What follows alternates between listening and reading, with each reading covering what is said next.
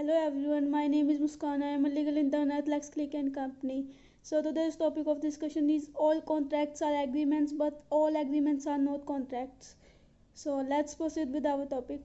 The first thing we have to know that what is a contract. The definition of a contract is given under Section 2H of Indian Contract Act 1872. An agreement enforceable by law is a contract. Similarly, Sir Frederick Pollock has defined the word contract as follows: every agreement and promise enforceable as law is a contract. Anson has defined contract in the following words: a contract consists of an actionable promise or promises. Every such promise involves two parties, a promisor and a promisee, an expression of the common intention and of expectation as to the act or forbearance promised. According to Salman, contract is an agreement creating and defining an obligation between parties. For example, A promises to sell a mobile phone to B for rupees 6,000 and B promises to buy a mobile phone at that price. From the above definitions, we find that a contract essentially consists of two elements: agreement and enforceability of that agreement. Agreements. As per section 2E of the Act, every promise and every set of promises forming the consideration for each other is known as agreement. After observing the definition of the agreement, it is clear that a promise is an agreement. Promise. Section 2B of Indian Contract Act 1872 defines the term promise. It provides when one person to whom the proposal is made signifies his assent with the other, the proposal is said to be accepted. A proposal, when accepted, becomes a promise. Thus, an agreement is a bilateral transaction between two or more than two persons which involves proposal or offer by one and the acceptance of such proposal by the other. In other words, it requires plurality of persons because a single cannot enter into an agreement with himself. As stated above, an agreement to become a contract must give rise to a legal obligation. If an agreement is not enforceable by law, it is not a contract. Enforceability of agreements. Section 10 of the Act deals with the conditions of enforceability of the agreement.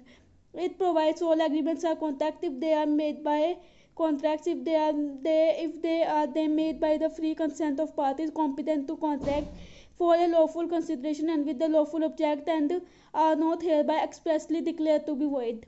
The second paragraph of section 10 further says, nothing herein contained shall affect any law in force in India and not hereby expressly repealed, by which any contract is required to be made in writing or in the presence of witnesses, or any law relating to the registration of documents. Thus, according to section 10 of the Act, the following conditions must also be essential to become a contract valid. Competent parties. According to section 11 and 12 of the Act, the following persons are not competent to contract. Minus in Mohari Bibi versus Dharmodas Ghosh, it was held that an agreement with the minor is void ab initio. Persons of sound mind. Persons disqualified from contracted by any law to which they are subject. Free consent. They must have agreed to something in the same sense and the consent of the party must not have been obtained by coercion. Section 15, an act is forbidden by penal code. Undue influence. Section 16, influence by which a person is induced to act otherwise than by their own free will or without adequate attention to the consequences. Fraud. Section 17, fraud is defined under section 17 of Indian Contract Act 1872. Misrepresentation. Section 18, fraudulent, negligent or innocent misstatement or an incomplete statement of a material fact. Mistake, where both the parties to an agreement are under a mistake as to the matter of fact essential to the agreement is void. Lawful consideration and lawful object. For the formation of a contract, it is very important that the consideration and object of the contract must be lawful. Consideration or object is said to be unlawful if it is forbidden by law. It would defeat the provision of any law. It is fraudulent. It involves or implies an injury to the person or property of another. The court regards it as it is immoral or against public duty. The agreement must be made for some consideration. Section 25. Section 25 of the Act declares that an agreement without consideration is void. However, there are certain conditions enumerated under Section 25 under which a contract without consideration is treated to be a valid one. The agreement must not have been expressly declared to be void. Under the Indian Contract Act, the following agreements are declared void: where both the parties to an agreement are under a mistake of fact essential to the agreement. Section 20. An agreement without consideration. Section 25. An agreement in restraint of the marriage of any person other than a minor. Section 26. Agreement in restraint of trade, section 27. Agreement is an absolute restraint of judicial proceedings, section 28. An agreement, the meaning of which is uncertain and incapable of being made certain, section 29. Agreement by way of waiver, section 30. Agreement contingent on impossible events, section 36. Agreement to do an act which is impossible in itself or which subsequently becomes impossible without any default of a party, section 56.